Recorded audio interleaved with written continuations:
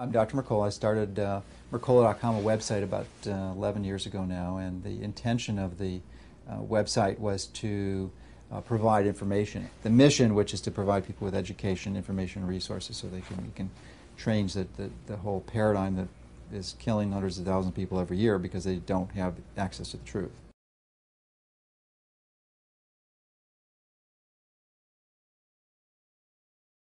Well, I think it's well accepted even with the traditional conventional medical community that there's a strong connection between emotions and health. Even the conservative CDC, the Center for Disease Control, says that there's an emotional connection with about 85% of all physical illnesses. So I think people know that. What they don't fully understand is that the solution for that isn't necessarily a drug. And I think that's the typical model that the pharmaceutical industry has put onto our whole culture and really kind of brainwash the medical community with. So the solution for this emotional connection or distress that produces this physical problem tends to be Prozac or some type of counseling, traditional counseling, which is very rarely effective.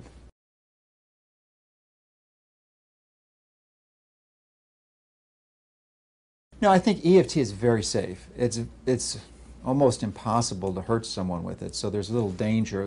The only danger really is to give someone a misinformation and miscommunicate the potential that it has, and to give someone the impression that just in 2 minutes you're going to be skilled at this, and as a result, then using the tool, not getting success, and then abandoning it, which is really the danger, because it really needs to be understood how powerful and profoundly effective this technique is. And if you abandon it because you don't understand that it was used improperly or incorrectly or not by someone who's skilled, then that's the danger.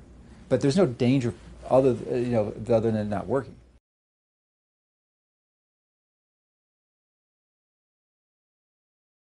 I do. I think it's an amazing resource tool, and it should be in everyone's first aid kit. And I definitely would encourage everyone to learn it, and it's necessary and important. And I think it's really useful in that format to help people achieve their goals.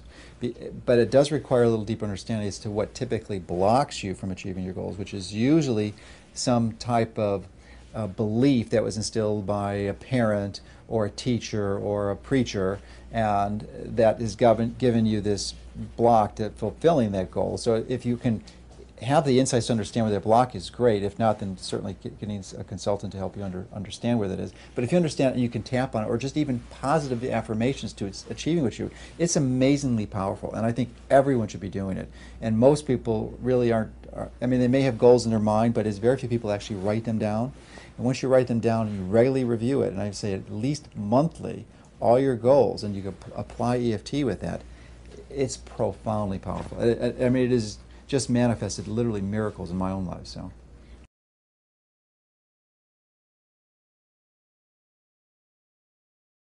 Well, it's basically it's a simple component of EFT where you state the belief that you'd like in the present tense, not like I will have a great marriage or a great relationship. So you state it in present tense, and then in as much specific detail as possible, with as much emotion and passion and enthusiasm and vivid mental imagery, with as many other sensory inputs as you can, sounds and sights and smells. So the more of those details you include into the picture and you tap on it with passion, the more likely it's going to be manifested.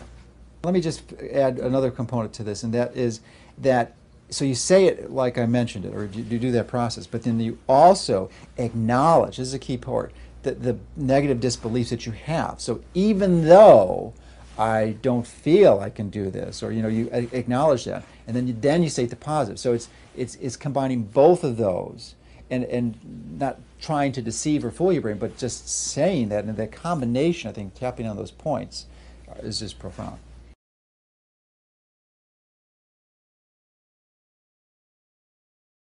This is a classic example that nearly everyone has a challenge with. That is their income level. So a typical one is that typically this is a good example for a number of reasons, because one, it demonstrates another principle when you're achieving your goals, and they have to be, it's still the same principle, classic measurements, which is the SMART goals, which is specific, measurable, attainable, and realistic. and then T, which is time oriented. So if you say that you're going to make, I'm going to make $1 million this year, well, if you're only making $50,000, it's too big of a jump. So you typically want to go up in levels of 200 or 300%. So you would say that, and believe yourself and see yourself, imagine yourself doing everything like it would be to earn that income level. And then you would tap along those ways. And I'll tell you, it really does work. It's been, in my own life personally, it's been phenomenal. And in fact, my 5-year income levels have been materialized literally within a year, to the point where it's almost magical. It really is. And once you are able to understand what's blocking it and get rid of those, because that's even the more powerful way to block the negative disbeliefs from having you achieve it, then you're really able to manifest that in your own life.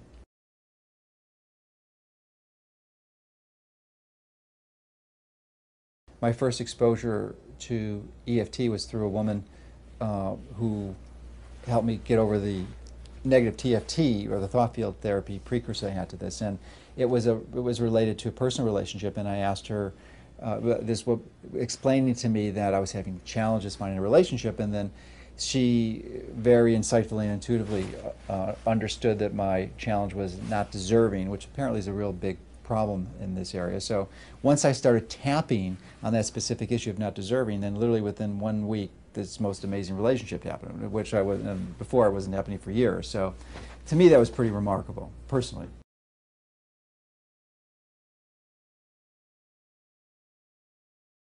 I haven't seen patients for about 2 years, and we have lots of dramatic examples, but generally my impression is that it's almost every severe autoimmune disease, which are some of the most crippling, disabling conditions that humans encounter, things like multiple sclerosis or rheumatoid arthritis or other severe autoimmune diseases, there's almost always some predisposing emotional distress that occurred prior to the age of 5. I've sort of independently determined this and realized this, but then after I realized it, there's a lot of other people who come to the same conclusion. I realized I had a lot of other independent support. So my observation is that unless we're able to address that initial predisposing emotional assault, that person just really does not improve. So, and we routinely, once we do that and combine it with our comprehensive lifestyle program, we just see these people coming, their whole lives turning around, and debilitating, crippling arthritis. Now, with a person with rheumatoid arthritis, their joint deformities don't disappear, but their progression, which has usually been quite steady and on a path towards terminal in many cases, does stop, and their pain disappears, and they're able to lead a normal life with accommodating for the joint deformities.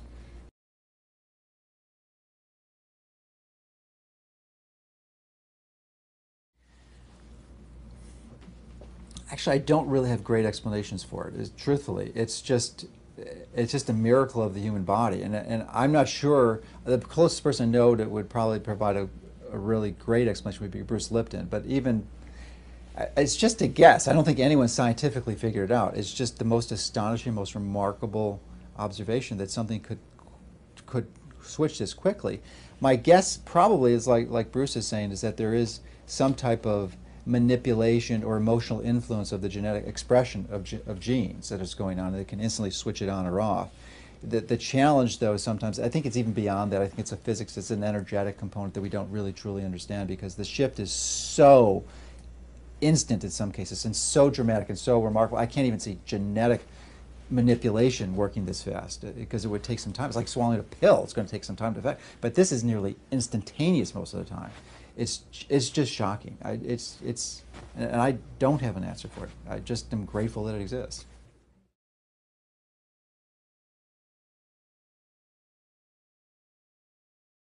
Well, the question asking people cure cancer or diabetes with EFT is somewhat of a challenging question, because it presupposes a few things, and then those diseases are so variable that there's a lot of specifics that are required. But first of all, I think it's important to understand that the EFT doesn't cure anything. There's nothing that cures anything except for your own body, which has the EFT is like a key. It goes in there and unlocks your body's own intrinsic ability to heal. So EFT or an EFT therapist doesn't, or even you don't heal it.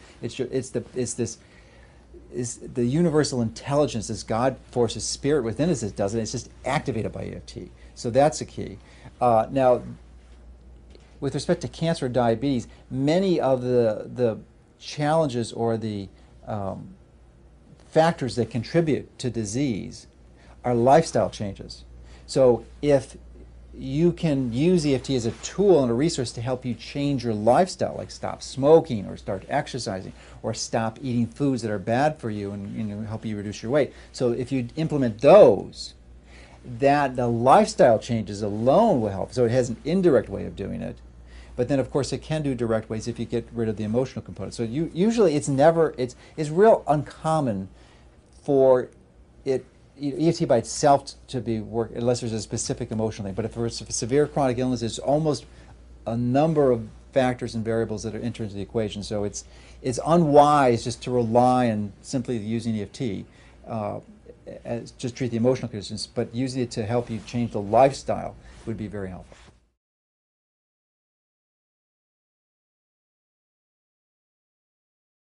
Yeah, it's a real simple one.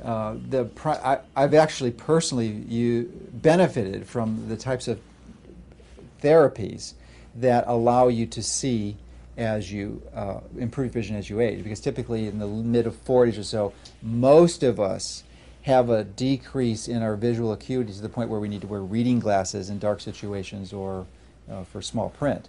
And that was very frustrating because I lead a very healthy lifestyle, and I'm supposed to be this icon or leader of health, and to have to wear glasses was very embarrassing. So I've found a system to help me do that, but an essential part of that system involved relaxation, not strengthening your eyes, not making them stronger, but actually helping them relax. So EFT is one of the most profound and useful tools to help that relaxation occur. So, and there's a lot of little fine subtleties in actually implementing it, but EFT is a very useful strategy.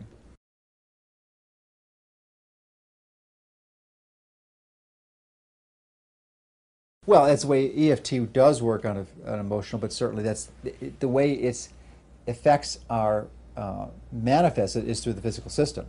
So that once you address the underlying emotional contributions, then physical changes occur. So in the case of decreased vision as you age, typically it's muscles that are in spasm around your eyes and causing it to go out of focus. And then once you start to relax that and engage those forces to start to normalize, then your vision starts to improve and you can start to see again without reading glasses, which is profoundly useful.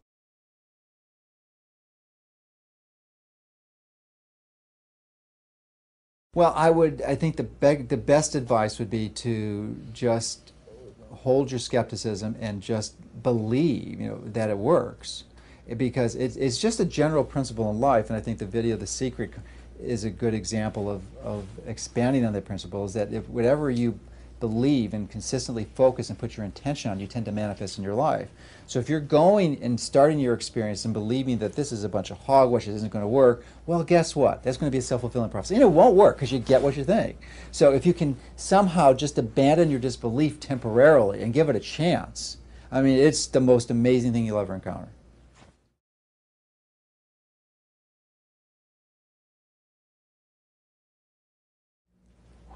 Well, it's a complex question, and I think it's more related to the understanding and recognition. I think more and more people are becoming aware of this, that we're essentially being brainwashed by the media, and they control many of our views on things. And once we believe something because we've been told by experts, it's difficult to overcome that. But the important concept to understand is that many of these experts have been manipulated by forces and influences that really we're not aware of.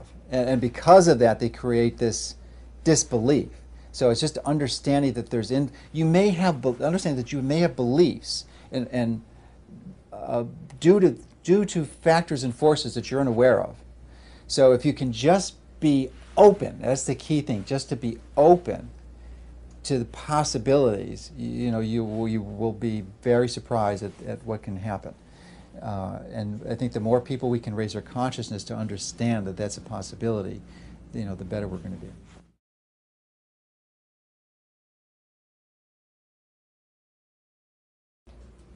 Oh, we introduced it from day one, and in fact, even pre-day one, we have this as a requirement to be accepted as a patient, that you have to be open to this tool.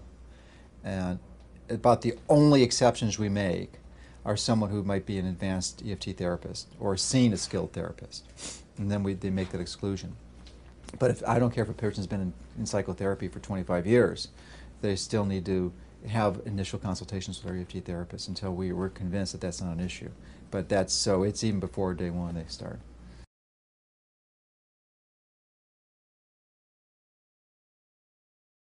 EFT does two purposes. One is to help people commit themselves to those lifestyle changes, so that we can address the emotional challenges they have that block them from achieving that goal. And then one is to address the direct emotional traumas they've had that are actually causing physiological changes in their body in the wrong direction.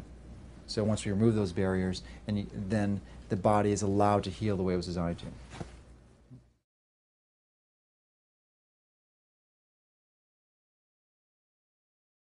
Well, I can comment on hypnosis and EFT, but it's important to understand that I'm certainly not skilled or trained in hypnosis, so it's only at best a guess. I think that they are complementary, and I do know many clinicians who use both of them, especially certain types of hypnosis. So to the best of my understanding, there's no contraindication using both of them that's concurrently.